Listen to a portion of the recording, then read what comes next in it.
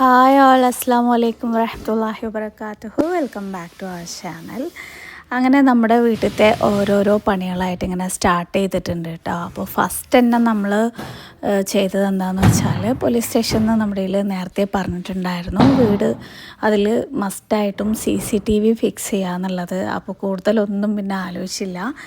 ആദ്യം CCTV ആണ് കേട്ടോ നമ്മുടെ വീട്ടിൽ വെക്കുന്നത്. പിന്നെ ദേ നമ്മുടെ ഐറ്റംസൊക്കെ ഓൺലൈൻ ഷോപ്പിന് വേണ്ടിയിട്ടുള്ള സാധനങ്ങളൊക്കെ വന്നിട്ടുണ്ട്. അതൊക്കെ ഒന്ന് എടുത്ത് വെക്കുകയാണ് കേട്ടോ. എന്നിട്ട് CCTV ഫിക്സ് ചെയ്തതിന് ശേഷം പിന്നെ വെച്ചത് നമ്മുടെ വാട്ടർ കൺട്രോളറില്ലേ, അതായത് ടാങ്ക്, വെള്ളം ടാങ്കിലേക്ക് വെറുതെ ഓഫാക്കാനും ഓണാക്കാനും ഉള്ള ഒരു ബുദ്ധിമുട്ടും, പിന്നെ വെള്ളം ചിലപ്പോൾ തീർന്നു പോകും, മോട്ടർ ചിലപ്പോൾ കേട് വരും. അപ്പോൾ ഇതിനൊന്നും ചിലവിന് പൈസ ഇപ്പോൾ നമുക്ക് ഉണ്ടാവില്ല. അപ്പോൾ അതൊന്ന് ഫിക്സ് ആക്കാമെന്ന് പറഞ്ഞിട്ട് അത് ഫിക്സ് ചെയ്തിട്ടുണ്ടായിരുന്നു. ഇത് വന്നിട്ട് ബാത്റൂമിൻ്റെ ഫ്ലഷ് വെള്ളം വരുന്നത്, അങ്ങനെ വെള്ളത്തിൻ്റെ കുറച്ച് പ്രോബ്ലംസ് ഒക്കെ ഉണ്ടായിരുന്നു. അപ്പോൾ അതൊക്കെ ഒന്ന് നേരാക്കാൻ പണിക്കാരൊക്കെ വന്നിട്ടുണ്ടായിരുന്നു കേട്ടോ. പിന്നെ വാട്ടർ കൺട്രോളർ എങ്ങനെയാണെന്ന് വെച്ചാൽ, നമുക്ക് പിന്നെ മോട്ടർ ഓണാക്കാനോ ഓഫാക്കേണ്ടതായിട്ടുള്ള ഒരു ആവശ്യവുമില്ല. ടാങ്കിൽ വെള്ളം കുറവായെന്ന് കാണുമ്പോൾ തനിയെ ഈ ഒരു സംഭവം വർക്കായിട്ട് നമ്മുടെ ടാങ്ക് നിറഞ്ഞോളും. അതേപോലെ വെള്ളം ഫുള്ളായി കഴിഞ്ഞാൽ ഇത് തനിയെ ഓഫായിക്കോളും. പിന്നെ നമുക്ക് തിരിഞ്ഞ് നോക്കേണ്ട ആവശ്യമില്ല. അമ്മേൻ്റെ വീട്ടിൽ ഫിക്സ് ചെയ്തിട്ടുണ്ടായിരുന്നു. അവർക്ക് നല്ല ഉപകാരമാണ് കേട്ടോ. വെള്ളം വേസ്റ്റായി പോവുക അങ്ങനത്തെ ഒരു പ്രശ്നവുമില്ല. നമ്മൾ മോട്ടർ ഇട്ടിട്ട് എങ്ങോട്ടെങ്കിലും പോവുക അങ്ങനത്തെ ഒരു പ്രശ്നവുമില്ല. അങ്ങനെ അത് നമ്മൾ വെച്ചിട്ടുണ്ടായിരുന്നു. നമ്മുടെ വീട്ടിലേക്ക് ആർക്കെങ്കിലുമൊക്കെ ഇത് വെക്കണം, മുമ്പ് തന്നെ ടാങ്ക് ഫിക്സ് ചെയ്തവർക്കും ചെയ്യാം, പുതിയതായിട്ട് വീട് ഉണ്ടാക്കുന്നവർക്കൊക്കെ ചെയ്യാം കേട്ടോ. ആർക്കെങ്കിലും വേണമെന്നുണ്ടെങ്കിൽ ഞാൻ നമ്പർ താഴെ കൊടുക്കുന്നുണ്ട്, അവരെ കോൺടാക്ട് ചെയ്താൽ മതി. അവർ തന്നെ വന്ന് ഇൻസ്റ്റാൾ ചെയ്ത് തരും. 5 വർഷത്തിന് ഒന്നും തിരിഞ്ഞ് നോക്കേണ്ട ആവശ്യമില്ല കേട്ടോ. എന്തെങ്കിലുമൊക്കെ കംപ്ലൈൻറ്റ് വന്നാൽ റീപ്ലേസ്മെൻറ്റ് വാറൻറ്റിയും കൂടെ അവർ കൊടുക്കുന്നുണ്ട്. പിന്നെ ദേ ഞാൻ ഇന്ന് പണിക്കാരൊക്കെ പോയതിന് ശേഷം ബെഡ്റൂം ഒന്ന് നീറ്റാക്കി ഒന്ന് അറേഞ്ച് ചെയ്ത് വെക്കാമെന്ന് വിചാരിച്ചു. ആദ്യം കട്ടിലിട്ടിട്ടുണ്ടായിരുന്നത് ഈ ഒരു പൊസിഷനിലാണ്. അപ്പോഴാണ് പിന്നെ ഞാൻ ഓർത്തത്. അതിന് മുമ്പ് ഒന്നും ചിന്തിക്കാതെ ഞാനും കട്ടിൽ അങ്ങനെ തന്നെ ഇട്ടിട്ടുണ്ടായിരുന്നു കേട്ടോ. പിന്നെയാണ് മനസ്സിലായത് കിബിലേക്ക് കാല് നീട്ടുന്ന പോലെയാണല്ലോ വരുന്നത് എന്നുള്ളത്.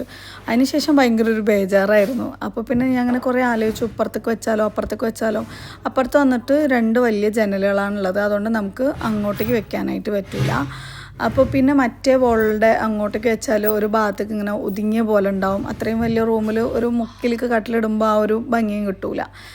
പിന്നെയാണ് ഇപ്പുറത്ത് ഈ ഒരു വോളിലേക്ക് ഇടാമെന്ന് വിചാരിച്ചാൽ. അത്യാവശ്യം വലിയ റൂമാണ് കേട്ടോ. അതുകൊണ്ട് നമുക്ക് കയറി വന്ന ഉടനെ കൺജസ്റ്റഡ് ആയിട്ട് ഫീൽ ചെയ്യൂല ഈ സൈഡ് കട്ടിലിട്ടാലും. അപ്പോൾ ഓക്കെ, ഈ ഒരു വോള് നമുക്ക് അങ്ങനെ ചെയ്യാമെന്ന് വിചാരിച്ചു. അപ്പോൾ എനിക്ക് മനസ്സിലാഗ്രഹമൊക്കെ ഉണ്ട് വോള് ഹൈലൈറ്റ് ചെയ്ത് വാൾപേപ്പറൊക്കെ ഒട്ടിച്ചിട്ടൊക്കെ ചെയ്താലോ എന്ന് പറഞ്ഞിട്ട്. പക്ഷേ ഇത്രയും വലിയ വോള് എനിക്ക് ഒറ്റയ്ക്ക് വാൾപേപ്പർ ഒട്ടിക്കാൻ പറ്റുമോ എന്നൊന്നും അറിയില്ല. വേറെ എന്തെങ്കിലുമൊക്കെ ഐഡിയാസ് ഉണ്ടെങ്കിൽ പറഞ്ഞോട്ടാ. അപ്പോൾ എനിക്ക് ഈ പണിക്കാർ പോയി കഴിഞ്ഞാൽ, അല്ലെങ്കിൽ പണിക്കാരുടെ കൂടെ തന്നെ എന്താ പരിപാടി എന്നറിയോ, ഞാനും ഈ ചൂലെടുത്തിട്ട് പുറകെ നടക്കും. അവിടെ ഇങ്ങനെ പൊടി കാണുമ്പോൾ അടിച്ചു വരിയിട്ടേ നടക്കും. ഒരു തരം OCD പോലെ. ഒന്നാമത് കുട്ടികളെ നമുക്ക് ഈ പൊടിയിലിരുത്താനും പറ്റില്ലല്ലോ. അവർക്ക് അസുഖമായി കഴിഞ്ഞാൽ പിന്നെ ഈ ഇങ്ങനെ ഒരു സമയത്ത് അസുഖവും കൊണ്ട് ഓടി നടക്കേണ്ടി വരും. മനസ്സിൽ ആകെ ഉള്ളപ്പോൾ ഒരു പ്രാർത്ഥന, പെട്ടെന്നൊന്നും മക്കൾക്ക് അസുഖങ്ങൾ കാര്യങ്ങളൊന്നും വരരുതേ, കാര്യങ്ങളൊക്കെ സ്മൂത്തായിട്ട് പോണേ എന്നുള്ളതാണ്. കാരണം നമ്മുടെ കാൽക്കുലേഷൻസ് തെറ്റുമല്ലോ. അപ്പോൾ അങ്ങനെ പൊടി കാണുമ്പോൾ ഇങ്ങനെ അടിച്ചായിട്ട് നടക്കലെയാണ് പണി. അങ്ങനെ ഇപ്പോൾ പണിക്കാർ പോയതിന് ശേഷം ഇന്നൊക്കെ ഒന്ന് അറേഞ്ച് ചെയ്ത് നോക്കാം. ഒരാക്രാന്തം. രാവിലെ എണിച്ച് വീണ്ടും അതേപോലെ അവർ വന്ന് മൊത്തത്തിലെല്ലാം വലിച്ചു വാരിയിടും, ഉറപ്പാണ്. എങ്കിലും അതൊന്ന് അങ്ങനെ ആക്കി കാണുന്ന സമയത്ത് നമുക്കൊരു ആത്മസംതൃപ്തി. അങ്ങനെ നേരത്തെ കട്ടിൽ വെച്ചിട്ടുണ്ടായിരുന്നില്ലേ, ആ ഒരു പൊസിഷനിലേക്ക്, ആ ഒരു ഭാഗത്തേക്ക് നമ്മുടെ ഈ ഒരു ചെസ്റ്റ് ഡ്രോയർ ഇങ്ങനെ വെക്കാമെന്ന് വിചാരിച്ചു കേട്ടോ. ചിലർ ചോദിക്കുന്നുണ്ട്, വാടക വീട്ടിൽ എന്തിനാ സിലു ഇങ്ങനെ പൈസ ഇറക്കണം എന്നുള്ളത്. വാടക വീട്ടിൽ നമ്മൾ എന്തായാലും പൈസ ഇറക്കൂല. ആക്ച്വലി അന്ന് ഞാൻ പറഞ്ഞിട്ടുണ്ടായിരുന്നു ഇത് വാടക വീടല്ല. പക്ഷെ ഞാൻ ഫസ്റ്റ് നോക്കിയിട്ടുണ്ടായിരുന്നത് ചെറിയൊരു വാടക വീടാണ് എന്നുള്ളത്. പക്ഷെ വാടകയ്ക്ക് ഒരുപാട് കൂടുതൽ ചോദിക്കുന്ന സമയത്ത് എനിക്ക് ഭയങ്കര ടെൻഷനായിട്ട് ഞാൻ പിന്നെ ലീസിന്, അതായത് പണയത്തിന് ഇരിക്കാമെന്ന് വിചാരിച്ചു. അങ്ങനെ പണയത്തിന് ഇരിക്കാമെന്ന് വിചാരിച്ച സമയത്താണ് ഈ ഒരു വീട് വിലയ്ക്ക് വിൽക്കാൻ വേണ്ടി വെച്ചിരിക്കുകയാണ്. അപ്പോൾ പണയത്തിന് ഇരിക്കേണ്ട ആ ഒരു പൈസ നമ്മൾ കൊടുത്തിട്ട് ബാക്കിയുള്ള പൈസ 1 വർഷത്തിൻ്റെ ഉള്ളിൽ കൊടുത്താൽ മതി, നമുക്ക് പൊസിഷൻ കിട്ടും എന്ന് പറഞ്ഞിട്ട്. ഈ പൊസിഷൻ കിട്ടുകയെന്ന് പറഞ്ഞു കഴിഞ്ഞാൽ നമുക്ക് എന്താ പറയുക, കൈ അവകാശം, നമുക്ക് അവിടെ ഇരിക്കാനും അങ്ങനെയുള്ള സംഭവങ്ങളൊക്കെയാണ്. അങ്ങനെ നമ്മൾ എഗ്രിമെൻ്റ് എഴുതുന്ന സമയത്ത് നമ്മൾ വാങ്ങാൻ വേണ്ടിയിട്ടാണല്ലോ എഗ്രിമെൻ്റ് എഴുതുന്നത്. അപ്പോൾ ഈ 1 വർഷത്തിൻ്റെ ഉള്ളിൽ നമ്മളിവിടെ താമസിക്കുകയുമാണ്. എനിക്ക് മെയിനായിട്ടുണ്ടായിരുന്നത് എനിക്ക് എത്രയും പെട്ടെന്ന് ഈ വീട്ടിൽ താമസിക്കണം എന്നുള്ളതായിരുന്നു, ഇങ്ങോട്ടേക്ക് ഷിഫ്റ്റ് ചെയ്യണം എന്നുള്ളത്. അങ്ങനെ നമ്മൾ ആ ഒരു എഗ്രിമെൻറ്റിൽ എഴുതിയിട്ടുണ്ടായിരുന്നു. ചിലപ്പോൾ നമുക്ക് നമ്മുടെ ഇഷ്ടത്തിനനുസരിച്ച് എന്തെങ്കിലുമൊക്കെ മാറ്റങ്ങൾ ഈ വീട് വരുത്തേണ്ടി വരും എന്നുള്ളത്. അങ്ങനെ ആ ഒരു എഗ്രിമെൻറ്റ് അവരും സമ്മതിച്ച് നമ്മളും സമ്മതിച്ചിട്ടാണ് അങ്ങനെ ഈ വീടിൻ്റെ എഗ്രിമെൻറ്റ് എഴുതുന്നത് കേട്ടോ. ഇതറിയാതെ ചിലർ ചിലപ്പോൾ അറിഞ്ഞിട്ട് തന്നെ മനഃപൂർവ്വം ഞാനെന്തോ പറ്റിക്കാണ്, വാടക വീട്ടിൽ ആരെങ്കിലും ഇങ്ങനെയൊക്കെ ചെയ്യാൻ സമ്മതിക്കുമോ ചെയ്യുമോ എന്നൊക്കെ പറഞ്ഞിട്ടുണ്ടായിരുന്നു. ആക്ച്വലി നിങ്ങൾക്ക് അറിയാത്ത കാര്യത്തിനെ കുറിച്ച് പറയാൻ നിൽക്കരുത് കേട്ടോ. ഒരു ലേഡി ഇപ്പോൾ പബ്ലിക്കായിട്ട് ഭയങ്കര മോശമായിട്ടൊക്കെ പറയുന്നുണ്ട്, അവരോടാണ് കേട്ടോ പറഞ്ഞതല്ല, അത് അറിയാതെ കമൻ്റ് ഇട്ടവരോടല്ല കേട്ടോ. സത്യം പറഞ്ഞു കഴിഞ്ഞാണ്ടല്ലോ എനിക്ക് ഭയങ്കര ഒരു സന്തോഷമാണ്. കാരണം ചെറിയൊരു വീട് നോക്കി എനിക്ക് പഠിച്ചോൻ നീ അങ്ങനെ ചെറിയ വീട്ടിലിരിക്കേണ്ട, നീ അത്യാവശ്യം നല്ലൊരു വീട്ടിൽ തന്നെ ഇരിക്കുമെന്ന് പറഞ്ഞിട്ട് എനിക്കിത് ഗിഫ്റ്റായിട്ട് തന്ന പോലെയാണ് കേട്ടോ ഞാൻ കരുതുന്നത്. അത്രയും സന്തോഷവും സമാധാനവും ഒക്കെ ഉണ്ട്. കുറച്ച് സമയം നമ്മൾ ബുദ്ധിമുട്ടേണ്ടി വരും, നമുക്ക് ബുദ്ധിമുട്ടാതെ ഒന്നും നമുക്ക് നേടാനായിട്ടും പറ്റില്ലല്ലോ. അപ്പോൾ അങ്ങനെ ഒരു വർഷത്തിൽ ഇൻഷാ അല്ലാഹ് നമുക്കിത് സ്വന്തമാക്കാൻ പറ്റും എന്നുള്ളൊരു വിശ്വാസം എനിക്കുണ്ട്. പിന്നെ കുറച്ച് നേരം ഞാൻ ഒറ്റയ്ക്കായിരുന്നു കേട്ടോ ഇത് ചെയ്തിട്ടുണ്ടായിരുന്നു. ഹയാൻകുട്ടൻ ആ സമയത്ത് ഫുള്ളായിട്ട് ടാബ് നോക്കിയിട്ടിരിക്കുകയായിരുന്നു.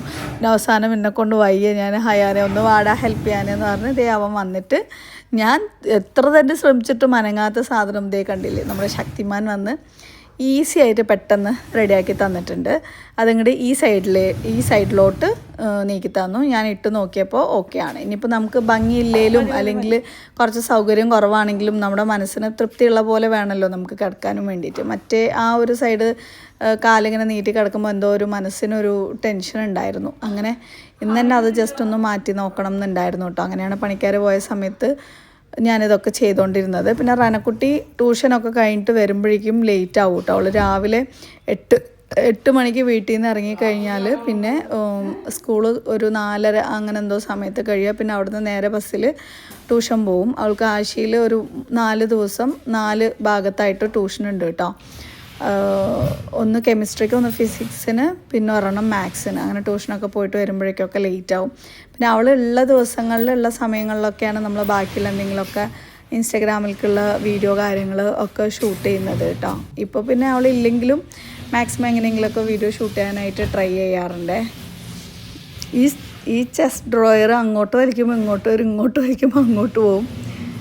അത്യാവശ്യം നമുക്ക് ഈ അറേഞ്ച്മെൻറ്റ്സ് ചെയ്യുന്ന ദിവസം നമ്മൾ കായിക അധ്വാനം നന്നായിട്ട് വേണ്ടി വരും എന്തായാലും. പക്ഷെ ഇതൊക്കെ കഴിയുമ്പോൾ കാണുമ്പോൾ ഒരു മനസ്സിനൊരു സന്തോഷം നമ്മളിതൊക്കെ അറേഞ്ച് ചെയ്യുമ്പോൾ. ഞാൻ പിന്നെ എന്തെങ്കിലുമൊക്കെ കാര്യങ്ങൾ ചെയ്യുകയാണെന്നുണ്ടെങ്കിൽ ഫുള്ളി അതിലായിരിക്കും ഫുൾ കോൺസെൻട്രേഷൻ ഉണ്ടാവുക. പിന്നെ വേറെ ഒന്നും ശ്രദ്ധിക്കില്ല. അത് ഫുള്ള് കംപ്ലീറ്റ് ആയാലൊരു സമാധാനം ഉണ്ടാവുള്ളൂ. അങ്ങനെ കിട്ടിയതാണ് കേട്ടോ കണ്ണിൻ്റെ പണി. എഡിറ്റ് ചെയ്യുന്ന സമയത്ത് ഡോക്ടർ പറഞ്ഞത് എന്തുകൊണ്ട് അങ്ങനെ സംഭവിച്ചതെന്ന് വെച്ചാൽ, ഞാൻ എഡിറ്റ് ചെയ്യുമ്പോൾ 2-3 മണിക്കൂറൊക്കെ കണ്ടിന്യൂസ് ആയിട്ട് ഇരുന്നിട്ടാണ് നമ്മൾ മുമ്പത്തെ വീഡിയോസൊക്കെ എഡിറ്റ് ചെയ്യുന്നത്. ആ വീഡിയോസൊക്കെ കാണുന്നവർക്ക് മനസ്സിലായിട്ടുണ്ടാവും ഒരു ദിവസം ഫുള്ളുള്ള കാര്യങ്ങളായിരിക്കും. അത് മിനിമം വീഡിയോ ഒരു 25-30 മിനിറ്റൊക്കെ ഉണ്ടാവും. ഈ 30 മിനിറ്റ് എന്നൊക്കെ പറയുമ്പോൾ ഒരു രാവിലെ തൊട്ട് വൈകുന്നേരം വരെയുള്ള വീഡിയോസ് ഒരു 1.5-2 മണിക്കൂറിൻ്റെ ക്ലിപ്സ് ഉണ്ടാവും. ഇത് മൊത്തം എഡിറ്റ് ചെയ്തിട്ടാണ് നമ്മൾ ഈ 30 മിനിറ്റിലേക്ക് കൊണ്ടുവരുന്നത്. അപ്പോൾ ഈ സമയം മൊത്തവും സാധാരണ നമ്മൾ നോർമലായിട്ട് കണ്ണിടക്കിടക്ക് ബ്ലിങ്ക് ചെയ്യും, അത് ഒരു ഈറൻ അണിയാൻ വേണ്ടിയിട്ട്. പക്ഷേ ഞാൻ എത്രയോ സമയം കണ്ടിന്യൂസ് ആയിട്ട് ബ്ലിങ്ക് ചെയ്യാതെ അങ്ങനെ തുറച്ച് നോക്കിക്കൊണ്ടിരിക്കുക അത്ര ഫോണിൽ. അതുകൊണ്ടാണ് കണ്ണങ്ങനെ ഡ്രൈ ആയിട്ട് ഇങ്ങനെ ആയത് എന്നുള്ളത്. കുറേ കാലം, അതായത് ഈ സത്യം പറഞ്ഞു കഴിഞ്ഞാൽ ഈ വീട്ടിലേക്ക് വരുന്നവരെയും എനിക്ക് സാധാരണ എവിടെ നോക്കുകയാണെങ്കിലും ആരെ നോക്കുകയാണെങ്കിലും കണ്ണിൽ നിന്ന് ഇങ്ങനെ പുക വരൂലേ, ഒരു തരം എന്താ പറയുക ഫോഗ്, ഇങ്ങനെ ഒരു മഞ്ഞ് സ്ഥലത്തിലൊക്കെ പോയി കഴിഞ്ഞാൽ നമ്മളിങ്ങനെ പുക വരുന്ന പോലെ ഉണ്ട്. അതുപോലെ എനിക്കിങ്ങനെ പുക വന്നുകൊണ്ടിരിക്കും കേട്ടോ. പക്ഷെ അൽഹംദുലില്ലാഹ് ഇപ്പോൾ കുറച്ച് ദിവസമായിട്ട് ആ ഒരു ഫീൽ എനിക്കില്ല. കണ്ണിന് എന്നാൽ പ്രശ്നമുണ്ട്, ബട്ട് അങ്ങനെ എനിക്ക് തോന്നുന്നില്ല കേട്ടോ. അൽഹംദുലില്ലാഹ്, പഠിച്ചുകൊണ്ട് ഒരുപാട് സ്തുതി. പിന്നെ ഇതേ ബെഡൊക്കെ സെറ്റ് ചെയ്ത് ഞാൻ നമ്മുടെ ഫ്ലവേഴ്സൊക്കെ അവിടെ ഇവിടെയൊക്കെ വെച്ചൊക്കെ നോക്കുകയാണ്. കാണാൻ അത്യാവശ്യം നല്ല ഒരു മനസ്സിന് റാഹത്തായിട്ട് എനിക്ക് തോന്നിയിട്ടുണ്ടായിരുന്നു. നിങ്ങൾക്ക് എങ്ങനെ തോന്നിയെന്ന് പറയണം കേട്ടോ. നിങ്ങളിതുപോലെ വെറുതെ അറേഞ്ച് ചെയ്യുന്ന ഒരാളാണോ? ഞാൻ അങ്ങനെ ഒരുപാട് അറേഞ്ച് ചെയ്യുന്ന ആളാണ് എന്നൊന്നും പറയാൻ പറ്റില്ല. പക്ഷെ ചില സമയങ്ങളിൽ തോന്നിക്കഴിഞ്ഞാൽ ഇങ്ങനെ അങ്ങോട്ടും ഇങ്ങോട്ടൊക്കെ മാറ്റി ഒക്കെ ഒന്ന് സെറ്റ് ചെയ്ത് ഇങ്ങനെ വെക്കണം. അപ്പോൾ നമ്മൾ അന്നത്തെ ദിവസം പ്രൊഡക്റ്റീവായിട്ട് നമ്മൾ എന്തെങ്കിലുമൊക്കെ ചെയ്തു, ഓക്കെ ഇന്നത്തെ നമ്മുടെ ദിവസം വേസ്റ്റായി പോയില്ല എന്നുള്ളൊരു തോന്നൽ വരും. അപ്പോൾ മനസ്സിനൊരു സമാധാനം കൂടിയാണ് കേട്ടോ. വെറുതെ ചിലപ്പോൾ മൊബൈലൊക്കെ നോക്കിയിട്ടിരിക്കുമ്പോൾ ഇങ്ങനെ നോക്കിയിട്ടിരിക്കുമ്പോൾ തന്നെ നമുക്ക് തോന്നും, അയ്യോ ഇന്നത്തെ ദിവസം എൻ്റെ വേസ്റ്റ് ആയല്ലോ, ഞാനൊന്നും ചെയ്തില്ലല്ലോ എന്നൊക്കെ തോന്നുമല്ലോ. പക്ഷേ എൻ്റെ മൊബൈൽ നോട്ടം എന്ന് പറയുന്നത് മിക്കതും എന്തെങ്കിലുമൊക്കെ എഡിറ്റിംഗ് വർക്ക് കാര്യങ്ങളൊക്കെ ആയിരിക്കും കേട്ടോ. എപ്പോഴെങ്കിലും മാത്രമാണ് എനിക്ക് വേണ്ടിയിട്ട് ഞാൻ എന്തെങ്കിലും വെറുതെ അലസമായിട്ട് നോക്കിയിട്ട് ഇരിക്കലൊക്കെ ഉണ്ടാവുള്ളൂ. അങ്ങനെ ചെയ്യുമ്പോൾ ചിലപ്പോൾ ഏത് നേരം മൊബൈൽ നോട്ടാണെന്ന് പേര് ആ സമയത്ത് കറക്റ്റായിട്ട് കിട്ടുകയും ചെയ്യും. അപ്പോൾ ഇപ്പുറത്ത് സൈഡ് എൻ്റെ സ്റ്റഡി ടേബിൾ സെറ്റ് ചെയ്തതാണ്. സ്റ്റഡി ടേബിൾ എന്ന് പറഞ്ഞാൽ ഇപ്പോൾ കുറച്ച് ദിവസമായിട്ട് പഠനമൊന്നും ഇല്ലല്ലോ, പക്ഷെ അതൊക്കെ എല്ലാം ഒന്ന് അറേഞ്ച് ചെയ്ത് വെക്കുകയാണ് കേട്ടോ. പിന്നെ നമ്മുടെ ഊഞ്ഞാലാണ്. ഊഞ്ഞാലിപ്പോഴും സ്റ്റോക്ക് ഉണ്ട്. ഒരുപാട് പേര് റേറ്റ് കാര്യങ്ങളൊക്കെ ചോദിക്കുന്നുണ്ട്. വിത്തിൻ 2 ദിവസത്തിനുള്ളിൽ നമ്മൾ സെയിൽ വീണ്ടും സ്റ്റാർട്ട് ചെയ്യും. കാരണം നമ്മുടെ ലഞ്ച് ബോക്സ് സാധനങ്ങളൊക്കെ എത്തിയിട്ടുണ്ട്. അപ്പോൾ സ്റ്റാഫ് കുറച്ച് ദിവസമായിട്ട് ലീവാണ്. ഇനി ഓളെയും വിളിച്ച് വീണ്ടും നമ്മുടെ വർക്ക് കാര്യങ്ങളൊക്കെ സ്റ്റാർട്ട് ചെയ്യും കേട്ടോ. പിന്നെ നമ്മുടെ ഈ ഒരു പ്ലാന്റ് ആർട്ടിഫിഷ്യൽ പ്ലാന്റാണ് ഇത്. ഈ ഒരു ഭാഗത്ത് ഇപ്പോൾ തൽക്കാലം വെച്ചിരിക്കുകയാണ് എനിക്ക് കാണാനും വേണ്ടിയിട്ട്. പിന്നെ നമ്മൾ മാറ്റി വയ്ക്കാം. നിങ്ങൾക്ക് എന്തെങ്കിലും അഭിപ്രായം ഉണ്ടെങ്കിൽ പറയണം കേട്ടോ. ഇത് ഏത് ഭാഗത്ത് വെച്ചാലാണ് കൂടുതൽ ഭംഗി എന്നുള്ളത്. ഞാൻ കിടക്കുന്ന സമയത്ത് റൂമിൻ്റെ വ്യൂ ഇങ്ങനെ ആയിരിക്കും. ആ 2 ജനലും ഫുള്ളായിട്ട് കംപ്ലീറ്റ് ആയിട്ട് നല്ല ഇറക്കമുള്ള നമ്മുടെ കർട്ടനില്ലേ അതും കൂടെ ഇടണം. അപ്പോൾ കുറച്ചും കൂടെ കാണാൻ ഭംഗിയുണ്ടാവും. പിന്നെ ഇത് വന്നിട്ട് നമ്മുടെ സ്റ്റഡി ടേബിളിൻ്റെ പെഗ് ബോർഡാണ്. അപ്പോൾ അത് ഫിക്സ് ചെയ്യാനൊരു സ്ഥലം കറക്റ്റായിട്ട് ഇതാക്കിയിട്ടില്ല. വാങ്ങിയിട്ട് 2 കൊല്ലമായിട്ടുണ്ടെങ്കിലും ആ വീട്ടിലും ഫിക്സ് ചെയ്തിട്ടില്ല. വെറുതെ ഇങ്ങനെ വെക്കുള്ളൂ കേട്ടോ. കാരണം അത് ഫിക്സ് ചെയ്യാൻ സ്ക്രൂ കാര്യങ്ങൾ ആണി അടിക്കുന്ന ആൾക്കാരൊക്കെ വേണം. അത് നമുക്ക് സെറ്റ് ആവാത്തതുകൊണ്ട് എപ്പോഴും ഇങ്ങനെ വെച്ച് അങ്ങോട്ടും ഇങ്ങോട്ടും കൊണ്ടു നിറക്കലാണ്. അതുകൊണ്ട് പിന്നെ ഇങ്ങോട്ടേക്ക് എടുത്തിട്ട് വരാനും പറ്റി. പിന്നെ ഈ ഒരു ഹാങ് ചെയ്യുന്ന സാധനം, ഇതിൻ്റെ പേര് മറന്നുപോയി. അത് ഹാങ് ചെയ്യാൻ എവിടെ നമുക്ക് യാതൊരു വഴിയില്ലാത്തതുകൊണ്ട് ഞാൻ ഇവരെ നേരത്തെ കർട്ടൻ ഇട്ട് വെച്ചിരുന്ന ആ ഒരു സംഭവത്തിലേക്ക് വെറുതെ ഒന്ന് വെച്ചു കൊടുത്തു കേട്ടോ. പിന്നെ എൻ്റെ ഇപ്പോഴത്തെ ഒരു ലൈഫും മുമ്പത്തെ ലൈഫും കമ്പയർ ചെയ്ത് നോക്കുന്ന സമയത്ത് നല്ല ഡിഫറൻസ് ഉണ്ട് കേട്ടോ. പല കാര്യങ്ങളും ഇത്രയും ഈസി ആയിരുന്നു, ഇത്രയും എളുപ്പത്തിൽ നമുക്ക് ചെയ്യാൻ പറ്റുന്ന കാര്യമാണോ ഞാനിങ്ങനെ വെയിറ്റ് ചെയ്തിരുന്നത് എന്നൊക്കെ തോന്നിപ്പോവും. കാരണം ഇപ്പോൾ എന്ന് പറയുമ്പോൾ എനിക്ക് എന്തെങ്കിലും ചെയ്യണം, എന്തെങ്കിലും വേണമെന്ന് തോന്നിക്കഴിഞ്ഞാൽ ഒന്നോ കോൾ ചെയ്യും, അല്ലാന്നുണ്ടെങ്കിൽ ആരെങ്കിലും വിളിച്ച് പേയ്മെൻറ്റ് ചെയ്യുക, നിങ്ങൾ സാധനം എത്തിക്കുമെന്ന് പറയും. അല്ലാന്നുണ്ടെങ്കിൽ ഞാൻ തന്നെ പെട്ടെന്ന് അങ്ങോട്ട് ഇറങ്ങി പോവുക, സാധനം വാങ്ങിയിട്ട് വരാം. മുമ്പെന്ന് പറഞ്ഞു കഴിഞ്ഞാൽ എന്തെങ്കിലും വേണമെന്നുണ്ടെങ്കിൽ ഇങ്ങനെ ചോദിച്ച് വെയിറ്റ് ചെയ്തിരുന്ന് കാത്തിരുന്ന് ഓരോ സംഭവങ്ങൾ 1, 2, 3 വർഷമൊക്കെ എടുത്തിട്ടുണ്ടാവും. ഒരു അയൺ ബോക്സ് പഠിച്ചോനെ പൊട്ടിയിട്ട് അത് വാങ്ങാൻ 1 വർഷത്തോളം എടുത്തിട്ടുണ്ടായിരുന്നു കേട്ടോ. പക്ഷേ എൻ്റെ മൈൻഡ് അങ്ങോട്ട് കൂടുതൽ ചിന്തയിലേക്ക് പോകുന്നില്ല. ഇത് സോ ഈസിയാണ്. ഞാൻ വിചാരിച്ചാൽ മതി, ഒന്ന് ഓൺലൈനിൽ ബുക്ക് ചെയ്താൽ മതി, അല്ലെങ്കിൽ ഞാൻ ജസ്റ്റ് ഷോപ്പിൽ പോയി വാങ്ങിച്ചാൽ മതി എന്നൊന്നും ചിന്തിക്കാതെ ഞാനിങ്ങനെ കാത്തിരിക്കും. ശരിക്കും പൊട്ടത്തരാണ് കേട്ടോ. നമ്മൾ മൈൻഡ് വിശാലമായി ചിന്തിക്കാത്തതുകൊണ്ടുള്ള പ്രശ്നങ്ങളാണ്. പക്ഷേ ഇപ്പോൾ ലൈഫ് ഭയങ്കര ഈസിയും ഭയങ്കര സോഫ്റ്റ് ആൻഡ് കാം ആൻഡ് ക്വൈറ്റായിട്ട് പോകുന്ന പോലെ ഒരു ഫീലൊക്കെ തോന്നുന്നുണ്ട്. അൽഹംദുലില്ലാ. പിന്നെ നമ്മുടെ റൂമിൻ്റെ ഫൈനൽ ലുക്കൊക്കെ കണ്ടല്ലോ. ഇഷ്ടമായി എന്നുണ്ടെങ്കിൽ പറയണം. പിന്നെ ലൈക്ക് ചെയ്യാത്തവരുണ്ടെങ്കിൽ ഒന്ന് ലൈക്ക് ചെയ്ത് തരണം കേട്ടോ. പിന്നെ നമ്മൾ സാധനങ്ങളൊക്കെ പുറത്താണ് വെച്ചിരിക്കുന്നത്. കിടന്നുറങ്ങിക്കഴിഞ്ഞാൽ സാധനം പോവോ എന്നൊന്നും പറയാൻ പറ്റില്ലല്ലോ. അപ്പോൾ എന്തായാലും ഉള്ളിലേക്ക് കയറ്റി വെക്കണം. റാനക്കുട്ടി വരുന്നവരെ ഞാൻ വെയിറ്റ് ചെയ്തിരിക്കുകയായിരുന്നു. പിന്നെ നോക്കിയപ്പോൾ അവൾ നല്ല ടയേർഡായിട്ടാണ് വന്നിട്ടുള്ളത്. അപ്പോൾ വീണ്ടും നമ്മൾ ഹയാങ്കുട്ടനെ വിളിച്ചു. അത്ര നേരം സ്ക്രീനും നോക്കിയിരുന്നില്ലേ, ഇനി മോനെ ബാക്കി ആക്ടിവിറ്റീസിൽ ഇറങ്ങിക്കോ എന്ന് പറഞ്ഞ് ഞാൻ എടുക്കാൻ നിന്നില്ല. ഞാൻ അപ്പോഴേക്കും നന്നായിട്ട് ടയേർഡായിട്ടുണ്ടായിരുന്നു. അപ്പോൾ ഹയാങ്കുട്ടൻ എന്നെ എടുത്ത് വെക്കാമെന്ന് പറഞ്ഞു. അങ്ങനെ നമ്മുടെ ലോഡ് സാധനങ്ങളൊക്കെ ഉള്ളിലേക്ക് എടുത്ത് വെച്ചുകൊണ്ടിരിക്കുകയാണ് കേട്ടോ. ഇവിടെയൊക്കെ കംപ്ലീറ്റ് കച്ചറായിട്ട് കാണുന്നുണ്ടാവും. ചില ഭാഗങ്ങളിലൊക്കെ പുട്ടിയിടുന്നുണ്ട്. അപ്പോൾ അതിൻ്റെ പുട്ടിപ്പൊടീൻ്റെയും ഒക്കെ കച്ചറകളാണ് കേട്ടോ. പിന്നെ നമ്മളിപ്പോൾ CCTV അത്യാവശ്യം എല്ലാ ഭാഗത്തും വെച്ചിട്ടുണ്ട്. പുറത്തുതന്നെ ഒരു 5-6 വെച്ചിട്ടുണ്ട്. പിന്നെ ഉള്ളിൽ ഹാളിൽ, കിച്ചണിൽ, ഈ റൂമിൽ, പിന്നെ ഡൈനിങ് സ്പേസിൻ്റെ അവിടെ, പിന്നെ മുകളിൽ ഒക്കെ ആയിട്ട് അവിടെയും ക്യാമറ കാര്യങ്ങളൊക്കെ നമ്മൾ വെച്ചിട്ടുണ്ട് കേട്ടോ.